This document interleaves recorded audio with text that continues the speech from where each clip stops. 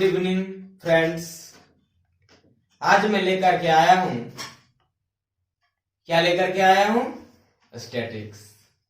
आप लोगों के बीच लेकर के आया हूं मैथ्स का बहुत ही इंटरेस्टिंग, रोचक, जानदार और शानदार चैप्टर स्टैटिक्स, जिसे हिंदी माध्यम के विद्यार्थी सांख्यिकी के नाम से जानते हैं। बहुत ही शानदार चैप्टर होता है, चाहे रेलवे का एग्जाम हो, एसएससी का एग्जाम हो, क्लास 10th का एग्जाम हो, 12th का एग्जाम हो, इसकी भूमिका बहुत शानदार होती है।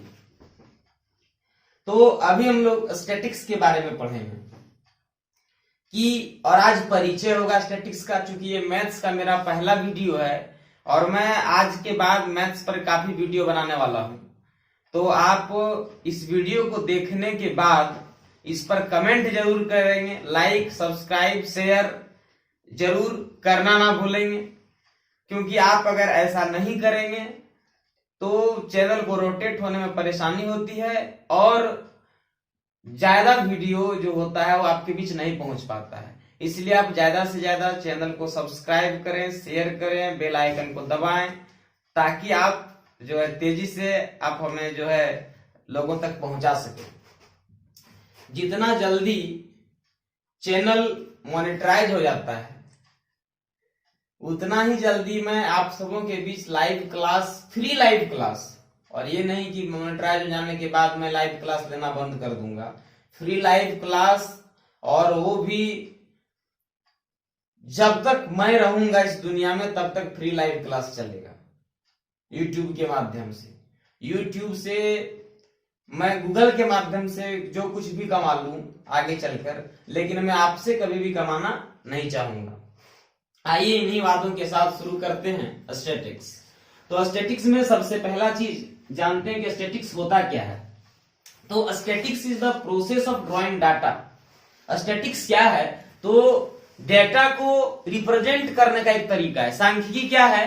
तो डेटा को रिप्रेजेंट करने का एक तरीका है। अब सवाल उठता है कि डेटा को रिप्रेजेंट कैसे किया जाता है, क्यों किया जाता है? तो डेटा को रिप्रेजेंट किया जाता है एक विशेष उद्देश्य के लिए। जैसे बड़ी बड़ी कंपनियों में काम होता है, या कोई क्रिकेट मैच खेल रहा है तो अलग अलग ओवरों में जो विकेटों की संख्या होती है, तो कुछ विशेष उद्देश्य के लिए आप कह सकते हैं कि चाहे वो कोई क्लास भी हो सकता है, तो किसी विशेष उद्देश्य की पूर्ति के लिए जिन चीजों को संग्रहित किया जाता है विशेष उद्देश्य की पूर्ति के लिए, उसे हम डेटा कहते हैं, उसे हम आंकड़ा कहते हैं। तो आंकड़ा के बारे में जान लें कि तथ्यों के समूह को आंकड़ा कहते हैं। स्टैटिक्स में क्या होता है? स्टैटिक्स में कलेक्शन होता है, और क्या होता है? प्रेजेंटेशन होता है, और एनालिसिस होता है। यानी कि एनालिसिस करने के लिए, प्रेजेंटेशन को दिखाने के लिए, कलेक्शन को दिखाने के लिए स्टैटिक्स का प्रयोग किया जाता है, सांख्यिकी का प्रयोग किया जाता है।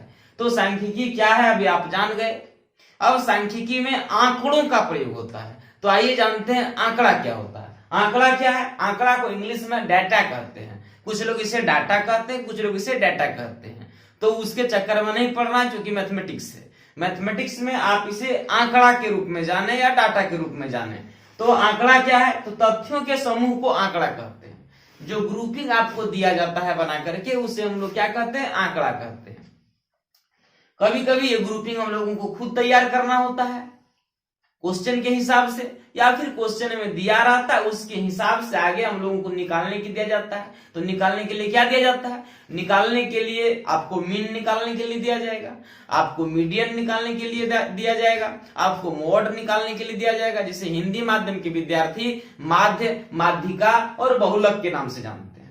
इसमें हम लोग ये जानेंगे कि उच्च सीमा क्या होती है, निम्न सीमा क्या होती है, परिसर क्या होता है, और इन्हीं चीजों को जानने के बाद हम लोग जो है 3 प्रकार से माध्य निकालना सीखेंगे।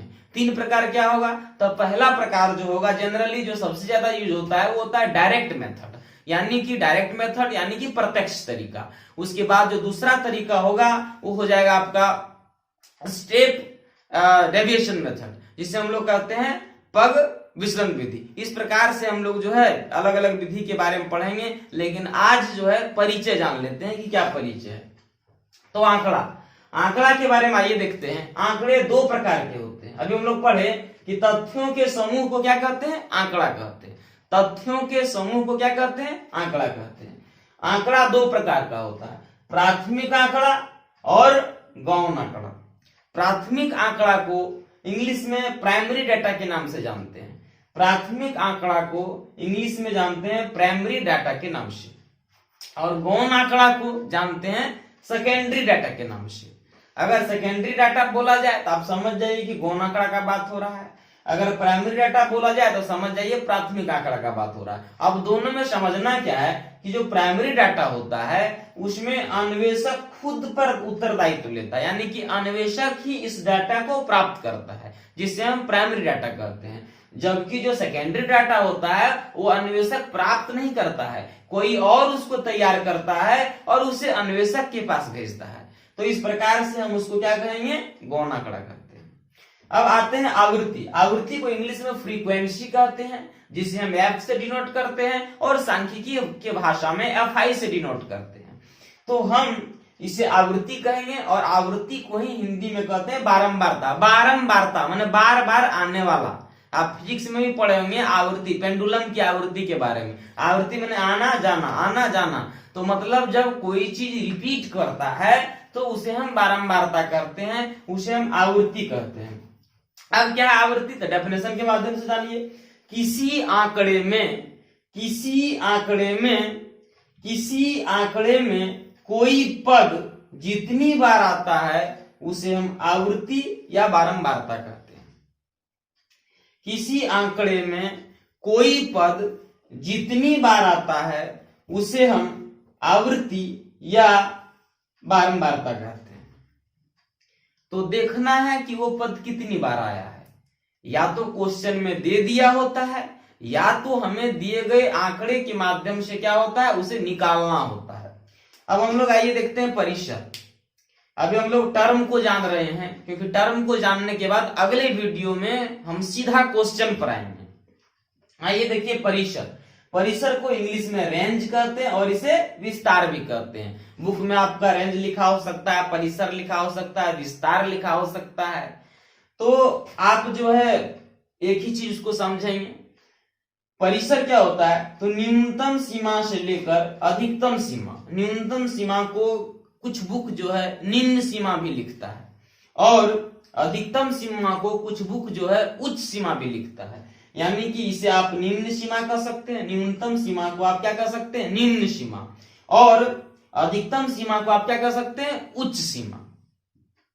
इसके साथ साथ अगर इंग्लिश में जानेंगे तो हम क्या कहेंगे? न्यूनतम सीमा, यानी कि आप कह सकते हैं इसको लोअर लिमिट, और इसको कह सकते हैं अपर लिमिट, या भी ऐसे भी कह सकते हैं इसको लोअर वैल्यू कहेंगे, इसको अपर वैल्यू कहेंगे। तो कुछ भी दिया रहे आप वही चीज समझिए। तो न्यूनतम सीमा से लेकर अधिकतम सीमा के बीच की दूरी को क्या कहेंगे? विस्तार कहेंगे। जैसे अगर दिया हुआ है 0 से 10, 0 से 10, तो विस्तार क्या है उसका? 10, 0 से 10 मतलब उसका 10 का विस्तार है।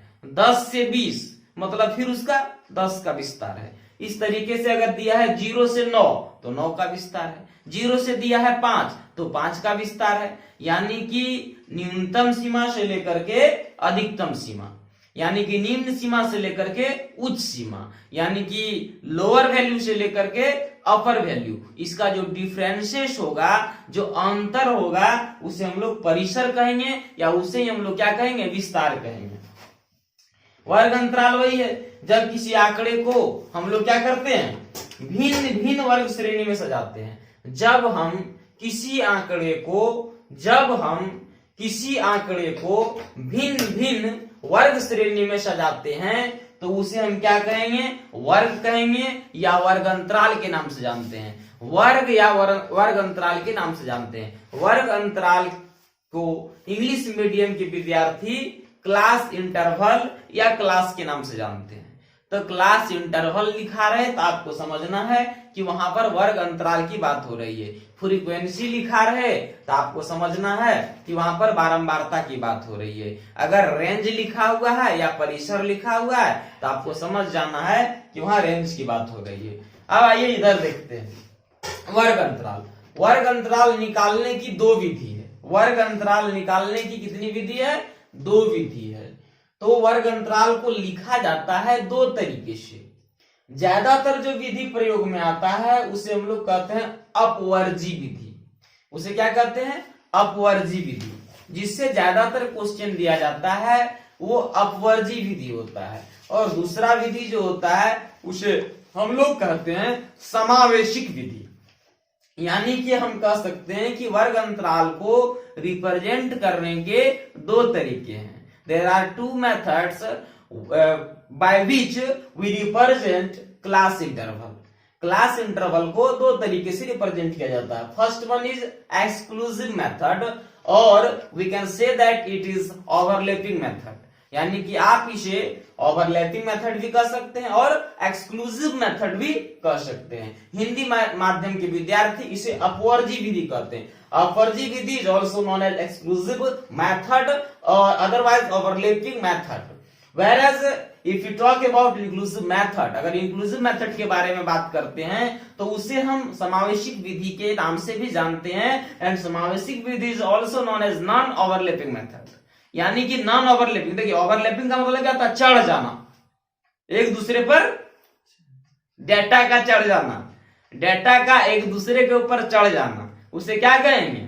ओवरलैपिंग। नहीं चढ़ा, नॉन ओवरलैपिंग। देखिए इसमें चढ़ जाएगा 0 से 10, अब फिर 10 से 20, तो 10 10 रिपीट हुआ ना, तो रिपीट हुआ मैंने क्या हो गया? ओवरलैप कर गया। ठीक है, ओवरलैप कर जाना मतलब अपना भाषा में याद रखिए कि चढ़ जाना। तो डाटा रिपीट हुआ तो चढ़ गया, नहीं रिपीट हुआ तो नहीं चढ़ा। तो चढ़ गया अपवर्जी विधि, नहीं चढ़ा समावेशिक विधि। जैसे कि 0 से 9, फिर 9 नहीं आया, फिर 9 नहीं आया, क्या आया? यानी कि एक चीज ऐसे भी याद रख सकते हैं कि अपर वैल्यू रिपीट हो गया, तो अपर वैल्यू क्या है? 10 है। फिर अपर वैल्यू क्या है? 20 है, तो 20 रिपीट हो गया। फिर उसी तरीके से अपर वैल्यू 30 रहेगा तो यहाँ 30 रिपीट हो जाएगा। यानी कि अपर वैल्यू रिपीट हो गया तो उसे हम एक्सक्लूसिव मेथड कहेंगे, उसे हम ओवरलैपिंग मेथड कहेंगे या फिर अपवर्जी विधि कहेंगे। अपवर्जी विधि में क्या होता है? तो अपर वैल्यू रिपीट कर जाता है, जिससे हम क्या कहते हैं? संख्या का चढ़ना कहते हैं। एक दूसरे के ऊपर संख्या का क्या कहलाता है? चढ़ना कहलाता है। और अंग्रेजी में क्या कहते हैं? ओवरलैपिंग करते हैं। जबकि अगर हम इंक्लूसिव में देखेंगे, देखिए 0 से 9 है, तो 0 से 9 है तो अगला है 10 से 19। देखिए 0 से 9 तो अपर वैल्यू 9 था, तो अपर वैल्यू जब 9 था यहाँ पर तो 9 आना चाहिए था, लेकिन नहीं आया। नहीं आया तो समावेशिक हो गया। और फिर देखिए इसका अपन ये समझते हैं अपवर्जी विधि को और अलग तरीके से थोड़ा सा।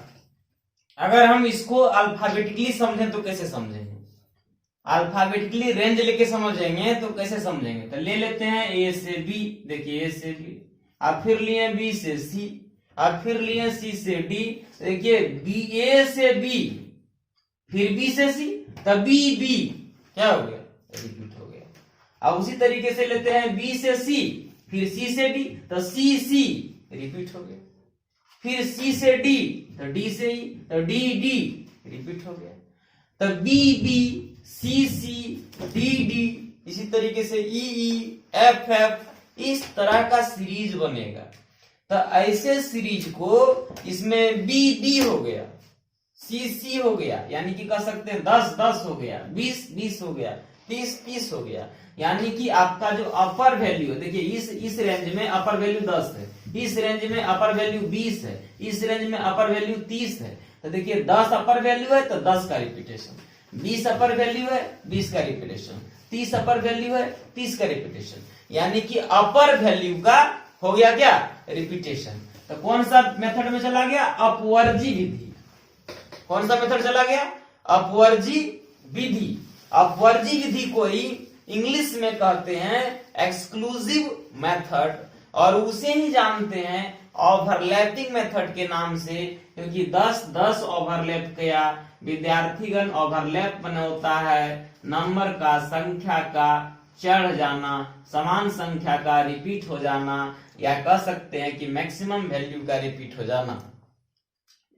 अब लेकिन इंक्लूसिव में देखेंगे तो क्या होता है? देखिए इसमें रिपीट नहीं होता है, ए से बी होता है, लेकिन बी हाईएस्ट वैल्यू इसका है तो बी नहीं आया, सी आ गया। आप ऐसे कह सकते हैं ऐसे कह सकते हैं कि यहां अगर कोशिश करेंगे BC हो जाता है, देखिए BC है ना, तब BC हो गया, BB नहीं हुआ, BB हुआ अपवर्जी विधि। अब BC हो गया समावेशिक विधि।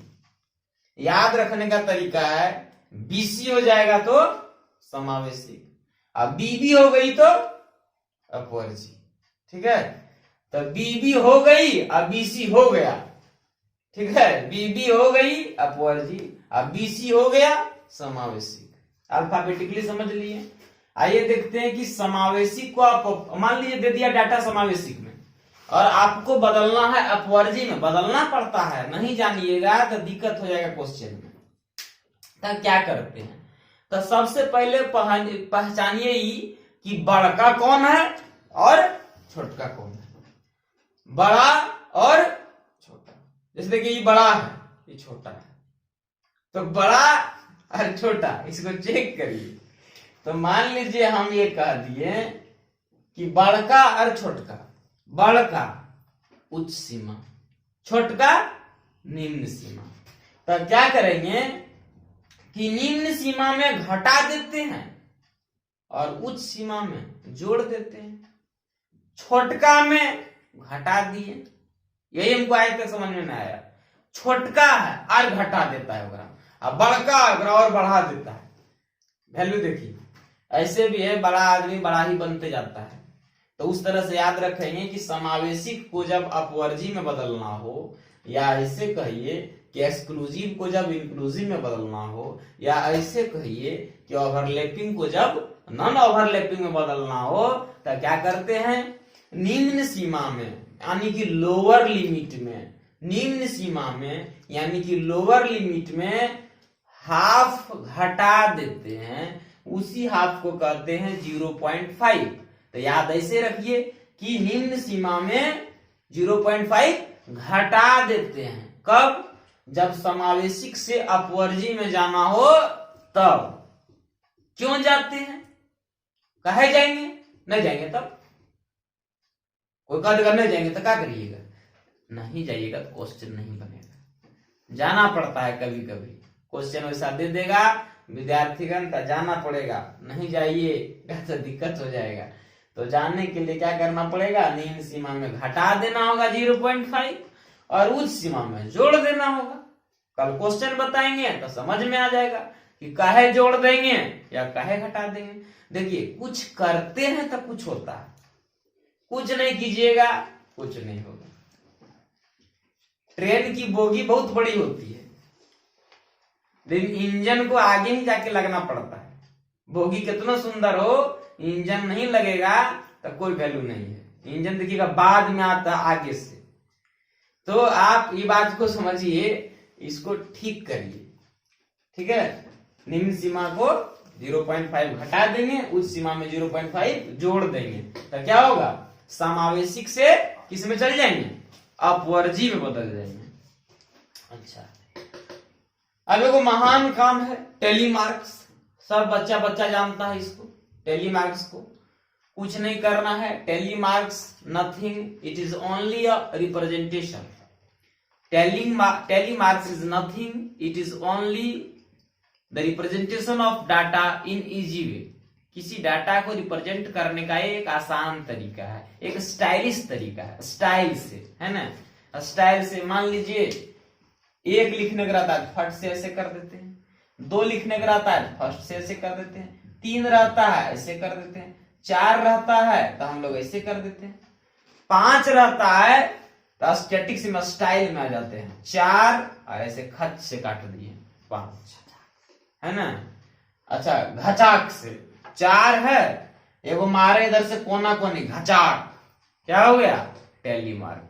हाँ, विद्यार्थी हमारा कह रहा है कि घचाक मारिए, घचाक मारेंगे क्या हो जाएगा, टेलीमार्क हो जाएगा। Tally mark nothing, it is a represent. खाली 5 जान जाइए तो 5 और 1 6, फिर 5 और 2 7, फिर 5 5, तो यही 2 बार रिपीट हो जाएगा। तो 10, 15 है तो 3 बार हो जाएगा, 20 है तो 4 बार हो जाएगा। खाली 5 समझ जाइए, 4 को लेके 5वां लाइन घचाक कट गया, ठीक है। अब आ जाइए इधर, हम जिधर जा रहे हैं इधर आइए। देखिए यहाँ छोटा छोटा बात, सेंट्रल टेंडेंसी। सेंट्रल टेंडेंसी जो होता है ये एक टर्म है जो आपको सांख्यिकी में पढ़ना है। इसे हिंदी माध्यम के विद्यार्थी, क्योंकि मेरे पास दोनों विद्यार्थी आते हैं तो और पूछते भी हैं, तो दोनों तरह के विद्यार्थी के लिए ये बात जानना है। सेंट्रल टेंडेंसी को कहते हैं केंद्रीय प्रवृत्ति। सेंट्रल टेंडेंसी 3 प्रकार के होते हैं, तो केंद्रीय प्रवृत्ति भी 3 प्रकार के होते हैं। सेंट्रल टेंडेंसी 3 प्रकार के, सेंट्रल टेंडेंसी 3 प्रकार के, सेंट्रल टेंडेंसी 3 प्रकार के, केंद्रीय प्रवृत्ति 3 प्रकार के, केंद्रीय प्रवृत्ति 3 प्रकार के। कौन सी? Mean, median, mode. Mean, median, mode. Mean, median, mode. Central tendency के 3 प्रकार। मीन को कहते हैं हिंदी में माध्य, मीडियन को कहते हैं हिंदी में माध्यिका, मोड को हिंदी में कहते हैं बहुलक। अब देखिए कोई पूछेगा बताइए ना माध्य क्या है? माध्य कुछ नहीं है विद्यार्थीगण, माध्य कुछ नहीं है। माध्य क्या है? माध्य औसत का एक रूप है। जिस तरीके से आप सुने होंगे कि दुर्गा का रूप चंडी भी है, लड़की सुशील है, सुंदर है तो दुर्गा है, और अगर दिमाग तनी खराब हो गया तो चंडी है, एकदम पगला गई है ना, झोंसिया गई, पूरा काली हो गई। तो 3 तरह के मूड के अनुसार इंसान का चेहरा होता है। तो आप यहाँ देखिए मीन जो है ना, माध्य जो है, ये औसत का ही एक रूप है, एवरेज का ही एक फॉर्म है। तो एवरेज का जो फॉर्मूला होता है लगभग वही फॉर्मूला मीन में लगता है। तो एवरेज में क्या फॉर्मूला लगता है? सम ऑफ ऑब्जर्वेशन बटे नंबर ऑफ ऑब्जर्वेशन। और सेम कंडीशन जो है मीन में भी लगता है। क्या करते हैं मीन निकालने के लिए? Add all the numbers. जितना नंबर्स रहता है सब नंबर को क्या करते हैं? जोड़ देते हैं।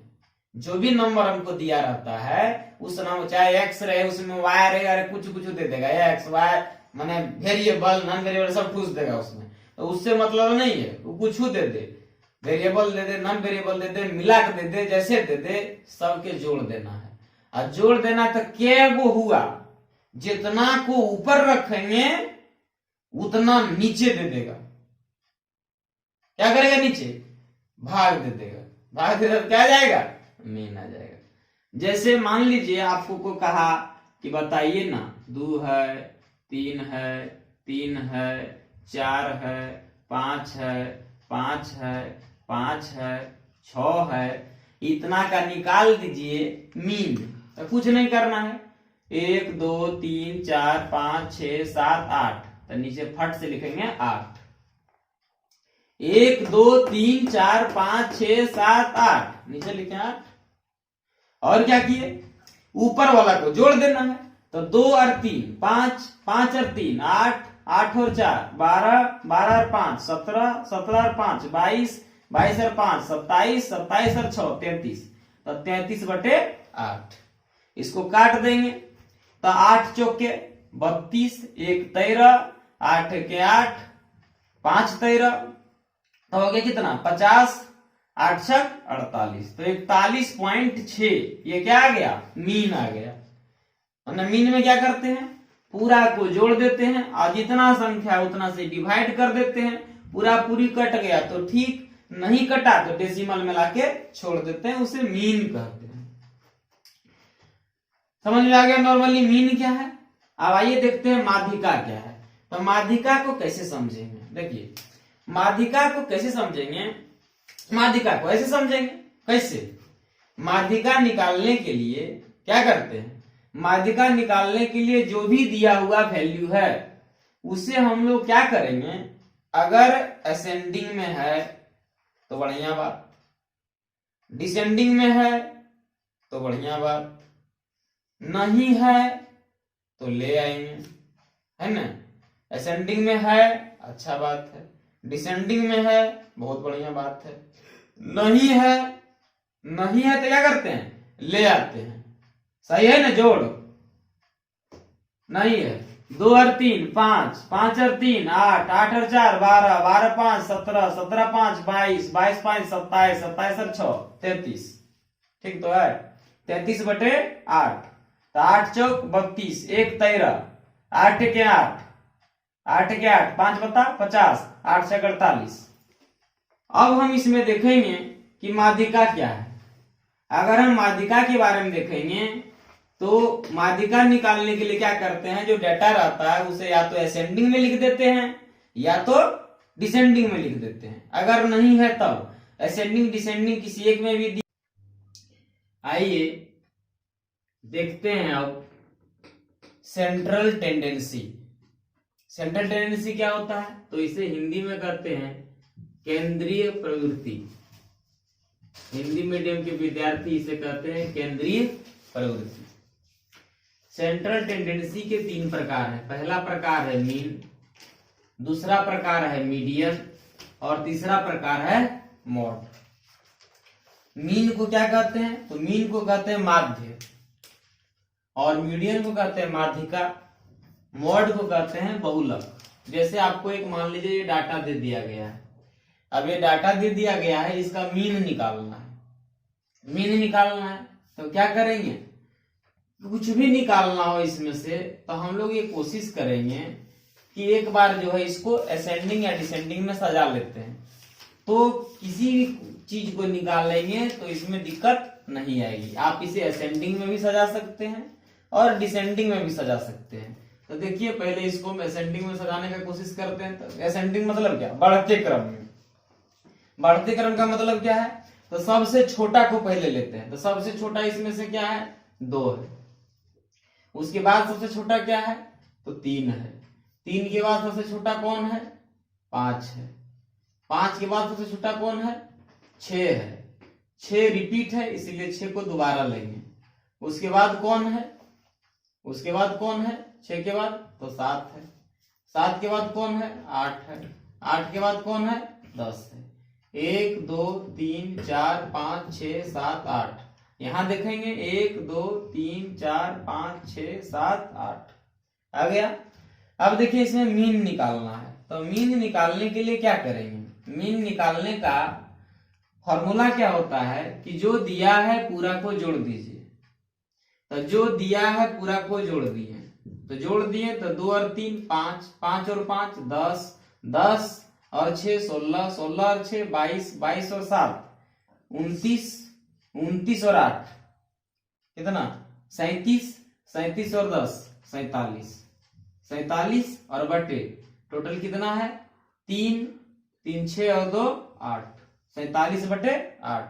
इसको डिवाइड अगर करते हैं तो 8 पचे 40, 8 से 48, 5 बार देंगे 8 पचे 40, कितना रह जाएगा 7। तो डेसिमल देंगे कितना हो जाएगा 70, 8 8 64, फिर कितना हो जाएगा 6, तो हो जाएगा 60, फिर हो जाएगा 8 7 56।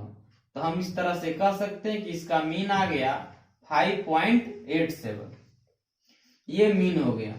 अब इसी का निकालना है हमको मीडियन। तो मीडियन निकालने का, मीडियन में तो ये काम जरूर कर लेना है। मीडियन अगर कोई भी आंकड़ा आपको दिया हुआ है, किसी भी प्रकार का आपको आंकड़ा दिया हुआ है, तो इस आंकड़ा में हम लोग क्या करेंगे, सबसे पहले इसको असेंडिंग में सजा लेंगे चाहे डिसेंडिंग में। तो इसीलिए हम पहले ही सजा लिए थे असेंडिंग में। अब असेंडिंग में सजा लिए तो हम क्या करेंगे, ये देखेंगे कि असेंडिंग में है लेकिन जो सजाए हैं वो ऑड में है कि इवन में है। अगर ऑड में है तो मीडियन निकालना बहुत आसान होता है, लेकिन इवन में है तो थोड़ा सा दिमाग लगाना पड़ता है। जैसे यहाँ 8 है, तो 8 है तो 2 ठो को छोड़ दीजिए। तो 2 ठो को छोड़ दीजिए यानी कि क्या करेंगे, इधर से निकाल दिए 3 और इधर से निकाल दिए 3, क्या रह गया 6 और 6 रह गया। तो 6 और 6 रह गया, क्या करेंगे 6 + 6 और बटे 2। यहां जो 2 ठो बच जाएगा ऐसा केस में तो क्या करेंगे, कितना हो गया 12/2 हो गया, कट कर दिए कितना आ गया 6। तो मीडियन हो गया 6। इसी तरीके से मान लीजिए अभी मीडियन लेना है, एक संख्या ले लेते हैं, जैसे 3 है 4 है 5 है 6 है 7 है और 8 है। अगर हम ऐसा करके ले लेते हैं, एक और ले लेते हैं तो 9 हो जाता है। अब इसका निकाल लेना है हमको मीडियन, तो मीडियन के लिए क्या करेंगे, 3 इधर से गायब क्योंकि ये असेंडिंग में सजा हुआ है, और 3 इधर से गायब कर देंगे तो क्या हो जाएगा, 6 रह जाएगा। ये क्या हो जाएगा, मीडियन हो जाएगा। तो ये देखना है कि ऑड में है कि इवन में है। अगर ऑड में है तो साइड साइड से बराबर बराबर छोड़ देंगे, जो बीच में रह जाएगा वो मीडियन हो जाएगा। लेकिन यहाँ पर जो कि इवन में दिया हुआ था, इसलिए बीच का जो 2 बच जाएगा उसको जोड़ करके और 2 से डिवाइड कर देंगे तो क्या निकल जाएगा, मीडियन निकल जाएगा। अब हमको निकालना है इसी में मोड, मोड निकालना यानी कि बहुलक निकालना है। तो आइए मोड निकालते हैं। मोड निकालने के लिए क्या करेंगे, कुछ नहीं करना है क्योंकि ये कैसा डाटा है। देखिए डाटा 2 तरह का होता है, अभी आगे बताएंगे। ग्रुप डाटा होता है और अनग्रुप डाटा होता है। तो ग्रुप डाटा के बारे में हम लोग जान रहे हैं, अनग्रुप डाटा के बारे में आगे जानेंगे अगले वीडियो में, अनग्रुप डाटा के बारे में। ग्रुप डाटा के बारे में भी क्या करेंगे, तो मोड निकालना है तो नॉर्मली हम लोग क्या करते हैं, सजा दिए असेंडिंग में या डिसेंडिंग में, और देखेंगे कि किसका रिपीटेशन सबसे ज्यादा हुआ है। तो हम यहाँ देख रहे हैं कि 6 का रिपीटेशन जो है 2 बार हुआ है, इसलिए इसका मोड जो है कितना हो गया, 6 हो गया। तो इसमें लग रहा होगा कि मीडियन भी 6, मोड भी 6, मीन भी 6। हाँ हो सकता है क्योंकि क्वेश्चन अगर उस तरह का है तो सब इक्वल हो जाएगा। अब थोड़ा सा जान लेते हैं पहचान, क्योंकि जान पहचान नहीं रहेगा दिक्कत हो जाएगा समाज में। तो यहाँ देखिए मैथ के साथ भी जान पहचान स्टैटिस्टिक्स में रहना जरूरी है कि किसको क्या कहते हैं। तो याद रखेंगे क्लास इंटरवल, जिसे सिर्फ क्लास भी कह सकते हैं या क्लास इंटरवल भी कहते हैं। तो क्लास इंटरवल को हिंदी में कहते हैं वर्ग अंतराल, जिसे आप सी से डिनोट कर सकते हैं या सी आई से डिनोट करते हैं। तो क्लास इंटरवल को सी आई से डिनोट करते हैं। अब है फ्रीक्वेंसी, फ्रीक्वेंसी को हिंदी में आवृत्ति बोलते हैं या उसे बारंबारता कहते हैं। तो अगर फ्रीक्वेंसी को डिनोट करना हो तो किसे डिनोट करेंगे, एफ से डिनोट करते हैं, जिसे हम एफ आई भी कर सकते हैं। उसी तरीके से क्लास मार्क डिनोट करना हो, क्लास मार्क को हिंदी में वर्ग चिन्ह कहते हैं और इसे हम एक्स या एक्स आई से डिनोट करते हैं। समेशन, समेशन का मतलब क्या होता है, जैसे हम बोलेंगे सिग्मा एफ, समेशन को सिग्मा भी पढ़ते हैं। सिग्मा एफ मतलब पूरा एफ का जोड़, सिग्मा एफ एक्स माने एफ इंटू एक्स का पूरा जोड़, सिग्मा एफ डी माने एफ इंटू डी का पूरा जोड़। सिग्मा का मतलब जिसके साथ सिग्मा लगा रहेगा, जैसे एफ डी के साथ सिग्मा लग गया तो एफ डी का रिलेशन क्या है, एफ इंटू डी का। तो एफ इंटू डी का जितना वैल्यू है उसको जब लास्ट में जोड़ेंगे, टोटल वैल्यू निकालेंगे तो वो सिग्मा एफ डी कहलाएगा। एफ का जो टोटल वैल्यू है उसको जब जोड़ेंगे तो वो सिग्मा एफ कहलाएगा। तो इस तरीके से हम समझ गए कि समेशन क्या होता है। समेशन नाम से ही है, समेशन मतलब सम का बात होगा, जोड़ का बात होगा। इसका मतलब जिसके साथ समेशन लगा रहेगा उसको जोड़ करके टोटल कर देंगे तो वो सिग्मा अपना काम कर देगा। अब है एज्यूम्ड मीन, एज्यूम्ड मीन को हिंदी में क्या कहते हैं, कल्पित माध्य कहते हैं। तो एज्यूम्ड मीन को कैपिटल ए से डिनोट करते हैं। किसी एज्यूम्ड मीन समझ लिए। अब आइए देखते हैं मीन, मीन को हिंदी में कहते हैं माध्य और माध्य को डिनोट करते हैं एक्स बार से। एक्स बार लिखा रहे आप समझ जाइए कि क्या है, मीन है। D for deviation, D represents deviation, deviation को हम लोग डी आई से रिप्रेजेंट करेंगे या इसे डी बार से रिप्रेजेंट करेंगे। तो आप इसे डी बार भी कर सकते हैं, आप इसे डी आई भी कर सकते हैं, आप इसे डी भी कर सकते हैं। हिंदी में इसे विचलन कहते हैं। हिंदी में माध्यम के जो विद्यार्थी हैं वो इसे विचलन के नाम से जानते हैं। अब देखिए सिग्मा एफ आई, हम अभी भी बताए थे आपको कि सिग्मा, सिग्मा का मतलब क्या, सिग्मा का मतलब समेशन, समेशन मतलब क्या, जोड़। तो जोड़ किसका, अरे एफ आई। तो देखिए फट से जाइए एफ आई किसको कहते हैं, देखिए एफ आई कहते हैं फ्रीक्वेंसी को, यानी कि सिग्मा एफ आई का मतलब हो गया फ्रीक्वेंसी का जोड़। फ्रीक्वेंसी को जोड़ देंगे तो सिग्मा एफ आई कहलाएगा। रेंज, रेंज यानी कि डिफरेंस, डिफरेंस यानी कि परिसर, परिसर यानी कि गैपिंग।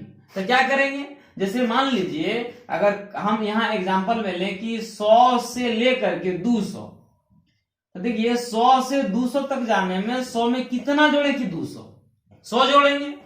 तो 100 जोड़ेंगे तो वही उसका रेंज हो जाएगा। और उसी को हम लोग एच से डिनोट करते हैं। इसलिए कंफ्यूजन हो जाना है कि एच कहां से आ गया। एच मतलब डिफरेंस, क्लास इंटरवल जो होगा उसका जो डिफरेंस होगा उसे हम लोग एच कहेंगे, उसे हम लोग डिफरेंस कहेंगे, उसे हम लोग रेंज कहेंगे, उसे हम लोग परिसर कहेंगे। अब इसे गैपिंग भी कहते हैं।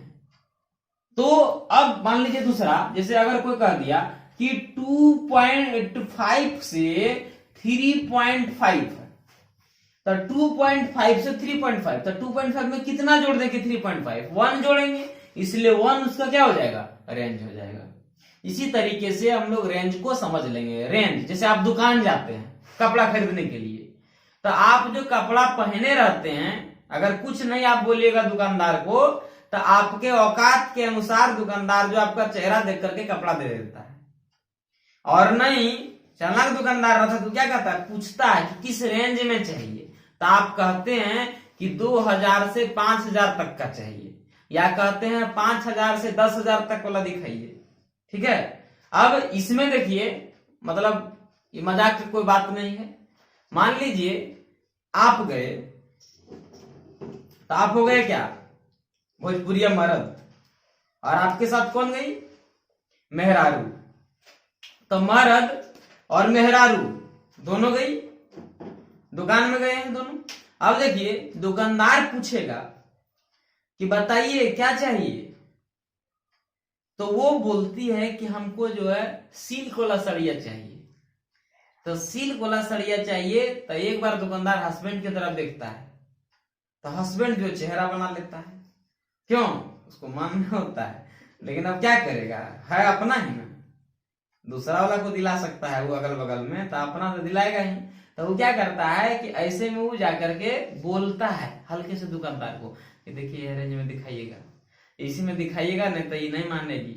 और लेडीज लोग का एक आदत होता है, लेडीज लोग कपड़ा पहचानने कम जानती है, वो लोग दाम देख करके और कपड़ा क्लियर करती है। अगर खराबो कपड़ा में कहीं 5000 लिखा हुआ है, तो उसके नजर में वही बेस्ट साड़ी हो जाता है, भले आर पार दिखे, कोई दिक्कत नहीं है उसको। लेकिन अब उसमें रेंज आ जाता है। रेंज क्या है? तो बता दिया हस्बैंड कि 2000 से 7000 तक का दिखा दीजिए। अब जो 2000 से 7000 हुआ, तो 5000 का गैपिंग हो गया, उसी को रेंज कहते हैं। तो रेंज का मतलब आप समझ गए होंगे। अब हम लोग देखेंगे क्लास मार्क, बहुत कॉमन चीज है, बच्चा इसको जानता है। क्लास मार्क क्या होता है? तो क्लास मार्क को हिंदी में कहते हैं वर्ग चिन्ह। वर्ग चिन्ह क्या? तो उच्च सीमा प्लस निम्न सीमा और बटे 2, यूएल अपर लिमिट, अल्टीमेट लब नहीं पढ़ना है, अपर लिमिट और लोअर लिमिट दोनों को जोड़ के 2 से डिवाइड कर देंगे, क्या हो जाएगा? क्लास मार्क हो जाएगा। सिंपल सा बात है। जैसे मान लीजिए आपको कहा जाए से कि दे दिया है, बताइए 15 से दे दिया 25, बताइए इसका आप निकालिए क्लास मार्क। तो देखेंगे इसमें कि बड़ा कौन है और छोटा कौन है। तो हम देख रहे हैं ये है बड़का और ये है छोटका। कल भी हम ये बात बताए थे। तो बड़का को और छोटका को दोनों को क्या करते हैं? जोड़ दिए, और जोड़ के क्या करते हैं? 2 से भाग दे दिए। भाग किधर से देते हैं? नीचे से। ठीक है। बड़का को और छोटका को, लेकिन ऐसे भाग नहीं देंगे, पहले बड़का लिखेंगे और फिर लिखेंगे छोटका, क्योंकि हम लोग पढ़े क्या? Upper limit. तो अपर माने बड़का, तो बड़का, लोअर लिमिट माने छोटका, तो छोटका और बटे 2 से। तो बड़का प्लस छोटका बटे 2। ठीक है। तो क्या करेंगे? 2 इसको जोड़ लेंगे पहले, 25 और 15, 20 10 30 10 40, 40 बटे 2 कितना आ गया? 20 आ गया। तो इस तरीके से हम लोग डायरेक्ट उतना दिमाग नहीं लगाएंगे, क्योंकि अभी समझना है इसलिए इतना दिमाग लगाते हैं। लेकिन क्वेश्चन में क्या करेंगे? मन ही मन जोड़ेंगे, 15 25 40 बटे 2 20, तो 20 क्या हो गया? क्लास मार्क हो गया। अब देखिए जानते हैं थोड़ा सा डेटा। अभी जो हम लोग पढ़ रहे हैं डेटा के बारे में, तो डेटा जो है वो 2 प्रकार का होता है। एक है ग्रुप डेटा और दूसरा है अनग्रुप डेटा। हम आपको बता चुके हैं डेटा क्या होता है, उससे संबंधित जानकारी भी दे चुके हैं। लेकिन अभी जो खास करके तीन मेथड के बारे में हम लोगों को पढ़ना है। वो तीन मेथड जो है वो ग्रुप डाटा का प्रकार है। तो ग्रुप डाटा में क्या होता है कि इन तीन मेथड का यूज करते हैं बनाने के लिए। सबसे पहला मेथड है डायरेक्ट मेथड। डायरेक्ट मेथड को हिंदी में कहते हैं प्रत्यक्ष विधि। प्रत्यक्ष विधि होता है सबसे आसान, लेकिन जब रेंज बड़ा आने लगे, जब बारंबारता बड़ा आने लगे, तो उस समय जो होता है डायरेक्ट मेथड थोड़ा प्रॉब्लम क्रिएट करता है गुना भाग करने में। इसलिए इसको आसान बनाने के लिए लाया गया एज्यूम्ड मीन मेथड। इसके बारे में हम लोग सब क्वेश्चन करेंगे सभी पर, लेकिन अभी फिलहाल समझ लेते हैं। पहला जो हो गया वो डायरेक्ट मेथड हो गया, जिसे हम लोग क्या कहेंगे, प्रत्यक्ष तरीका या प्रत्यक्ष विधि कहेंगे। एज्यूम्ड मीन मेथड को क्या कहेंगे, कल्पित माध्य विधि या कल्पित माध्य विधि का तरीका। उसके बाद step division method, deviation method. तो इसे हम लोग क्या कहेंगे, स्टेप में हो गया पग या पद, डेविएशन मैंने विचलन, तो पग विचलन विधि। इन तीनों में जो सबसे विद्यार्थी को आसान लगता है शुरुआती समय में, वो लगता है डायरेक्ट मेथड। का है सिग्मा एफ एक्स बटे सिग्मा एफ, गुना कर दिया भाग दे दिया। लेकिन जब डिजिट बड़ा बड़ा आने लगता है तो विद्यार्थी लोग भकुआ जाता है उसमें, तो उसको क्या यूज करना पड़ता है, एज्यूम्ड मीन मेथड यूज करना पड़ता है। और इसीलिए इस मेथड को लाया गया। एज्यूम्ड नाम क्यों दिया, क्योंकि यहां पर हम लोग ए को एज्यूम्ड करते हैं, मानते हैं। कैसे मानते हैं, ठीक बीच बीचवा वाला को मानते हैं। अगर मान लीजिए ऑड नंबर में पूरा डेटा है तो बीच बीचवा को मानते हैं, और अगर नहीं है तो क्या करते हैं कि बीच बीचवा में जो दूगो है उसमें से किसी को मान लेते हैं, ऊपर वाला को चाहे नीचे वाला को। तो ये जब क्वेश्चन देंगे तो पूरा क्लियर हो जाएगा। और क्वेश्चन को हम तीनों पर एक एक क्वेश्चन बताएंगे, और उस क्वेश्चन को बहुत टाइम दे करके बताएंगे। तो यहां पर हम लोग देख लेंगे कि एज्यूम्ड मीन मेथड। अब इससे भी आसान है स्टेप डेविएशन मेथड, यानी कि एकदम बड़ा बड़ा जो आपका क्लास इंटरवल है उसको ठीक करने के लिए स्टेप डेविएशन मेथड का प्रयोग किया जाता है। देखिए जब कोई बहुत बड़ा चीज हो तो चूहा को देखें, चूहा क्या करता है, सुमित जानता है चूहा का काम क्या है। चूहा होता है छोटा, लेकिन वो बड़ा बड़ा बोरा को फाड़ देता है। तो स्टेप डेविएशन मेथड क्या करता है, बड़ा बड़ा जो क्लास इंटरवल है, फ्रीक्वेंसी जिसका ज्यादा है बड़ा बड़ा डिजिट का, उसको क्या करता है, इजीली बना देता है, आसान बना देता है। लेकिन जब डाटा सिंपल हो, छोटा हो क्वेश्चन में पहले से, तो हम लोग क्या करेंगे, डायरेक्ट मेथड। लेकिन अब एग्जाम लेने वाला होशियार रहता है, वो सब क्या करता है, क्वेश्चन में लिख देता है कि solve this question by the method of step deviation. अब जो है आप दूसरा कोई विधि का यूज नहीं कर सकते, या ऐसे लिख देगा calculate the value of this data by the assumed mean method. तो एज्यूम्ड मीन मेथड के माध्यम से आप जो उसको निकालिए। तो एज्यूम्ड जब वो लिख दिया, जब इंडिकेट कर दिया, तो उसी मेथड से जाना होगा, क्योंकि एक डेटा जो आपको दिया हुआ है उसको आप डायरेक्ट मेथड से सॉल्व करिए, एज्यूम्ड मीन मेथड से सॉल्व कीजिए, चाहे स्टेप डेविएशन मेथड से सॉल्व कीजिए, तीनों में आंसर बराबर ही आता है। इसीलिए विद्यार्थी कभी कभी कंफ्यूज होता है, आंसरवा मिला दिए, आंसरवा आप मिला दिए उससे कुछ नहीं होगा, ठीक है। आंसरवा आप मिला दिए, इससे कुछ नहीं हो सकता है। आपको जो मेथड दिया गया है उस मेथड का आप यूज कर रहे हैं कि नहीं कर रहे हैं, ये एग्जामिनर में दिखता है। सबसे पहले उस मेथड का यूज नहीं रहेगा, आपका आंसरवा कितना सही रहेगा उसको गलत कर दिया जाएगा। तो इसीलिए विद्यार्थीगण जब एग्जाम में, बोर्ड एग्जाम में क्वेश्चन बनाने जाएं या कंपटीशन में कहीं क्वेश्चन बनाने जाएं, तो आप देखिए कि किस मेथड का प्रयोग हुआ है, किस मेथड के बारे में बोला जा रहा है। अगर कुछ ना बोले क्वेश्चन में, मेथड का नाम नहीं बोले, तो तीनों में से किसी का यूज कर लीजिए जो आपको आसान लगता है। लेकिन अगर मेथड का नाम बोल दे तो उसी मेथड का प्रयोग करना है। हम देखिए डायरेक्ट मेथड, डायरेक्ट मेथड से मीन निकालना हो तो देखिए क्या करना है, सिग्मा एफ एक्स लेना है, यानी कि एफ और एक्स ये पहले दोनों अलग अलग निकाल लेंगे, और अलग अलग निकालने के बाद अगला कॉलम में मल्टीप्लाई करके निकाल लेंगे और उसी को जब कुल जोड़ देंगे नीचे तो वो सिग्मा एफ एक्स कहलाएगा और एफ का टोटल वैल्यू ले लेंगे। उसके बाद नीचे में जब टोटल जोड़ देंगे तो वो सिग्मा एफ कहलाएगा। तो डायरेक्ट मेथड से अगर मीन निकालना हो तो सिग्मा एफ एक्स बटे सिग्मा एफ करते हैं। दूसरा, एज्यूम्ड मीन मेथड से यानी कि कल्पित माध्य विधि से अगर आपको निकालना हो मीन तो इसी एक ही हम बात कर रहे थे, इसी को कहते हैं एज्यूम्ड मीन। मीन निकालना है अगर एज्यूम्ड मीन मेथड से तो पहले आपको एज्यूम्ड मीन, देखिए मान लीजिए, हाँ गाना है ना, दिल चीज क्या है आप मेरी जान लीजिए, बस एक बार मेरा कहा मान लीजिए, बस एक बार मेरा कहा मैं बंद कर मैं यार अल्लाह करता है बीच में, एक बार मेरा कहा मान लीजिए। तो क्या करेंगे, मान लेंगे। कैसे मान लेंगे, तो ये को मान लेंगे, ये मतलब एज्यूम्ड मीन। मीन निकालना है तो एक बार एज्यूम्ड मीन को मान लेंगे। अब देखिए इसका फॉर्मूला क्या है, सिग्मा एफ डी बटे सिग्मा एफ।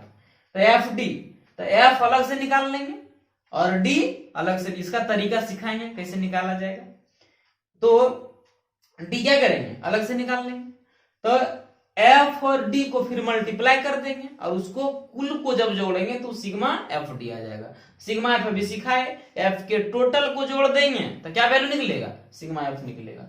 अब स्टेप डेविएशन में क्या करेंगे, मीन निकालना है तो एज्यूम्ड मीन तो मानेंगे ही, प्लस परिसर देखेंगे, एच देखेंगे, रेंज को देखेंगे और फिर क्या करेंगे सिग्मा एफ यू बटे सिग्मा एफ। अब एफ यू मैंने क्या, एफ और यू को मल्टीप्लाई करके टोटल को ऐड कर देंगे। तो इसके लिए एफ भी अलग से चाहिए और यू भी अलग से चाहिए। तो यू का यहाँ फॉर्मूला बता दिए, एक्स माइनस ए बटे एच। तो इसमें हम सिखाएंगे कि एक्स क्या है, ए क्या है, एच क्या है। तो ये ज्यादा क्लियर आपको क्वेश्चन बनाने के बाद होगा। अभी फिलहाल ये इंट्रोडक्शन वीडियो था स्टैटिक्स का, जिसको हमने पूरे विस्तार से दे दिया। और इसके बाद जो दूसरा वीडियो आएगा तो उसमें हम सिर्फ इस पर आधारित क्वेश्चन करेंगे और क्वेश्चन में कैसे अप्लाई करना है। क्योंकि देखिए मैथमेटिक्स पढ़ना आसान लगता है शुरू में, जब उसको अप्लाइड करना पड़ता है तो टफ लगता है। इसीलिए ग्रेजुएशन में मैथमेटिक्स पढ़ाया जाता है, अप्लाइड मैथमेटिक्स। तो अप्लाइड करना, किसी चीज को आप जानते हैं ये बड़ी बात नहीं है, आप उसको अप्लाई कर पाते हैं कि नहीं ये बड़ी बात है। तो अप्लाई करने हम सिखाएंगे। जो भी बात अभी आपको हम जानकारी दिए, ये चूंकि इंट्रोडक्शन वीडियो था तो इंट्रोडक्शन में जितना अधिक से अधिक जानकारी हो सकता था ये दे दिए हैं। और जो कुछ बची खुची जानकारी है वो जानकारी हम क्वेश्चन बनाने के समय पूरे विस्तार से बताएंगे, पूरे डिटेल से बताएंगे। और इतनी जरूर मैं बात बोलना चाहूंगा कि अगर आप उस चीज को ध्यान से देखेंगे तो निसंदेह आपको समझ में आ जाएगा। हो सकता है मेरे पढ़ाने में थोड़ा समय लगे, लेकिन समझने की पूरी गारंटी है, आप 100% उस बात को समझेंगे। अगर कहीं ना समझ में आए, वीडियो में कोई प्रॉब्लम लगे तो कमेंट बॉक्स में कमेंट जरूर लिखें कि इस जगह पर थोड़ा सुधार कीजिए।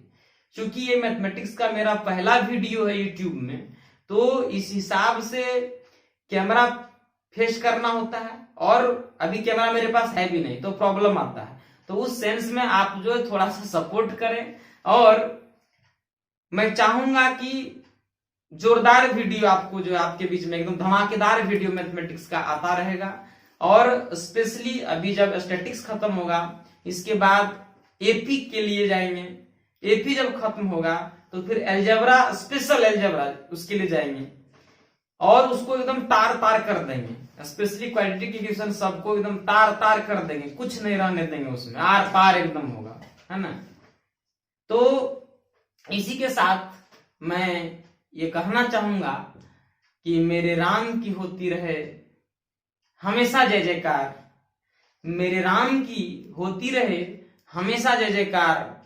आप सबों के दिलों में बसने वाले राम को मेरा प्यार भरा नमस्कार, मेरा प्यार भरा नमस्कार। जय हिंद, जय भारत, जय आर्यावर्त, जय श्री राम।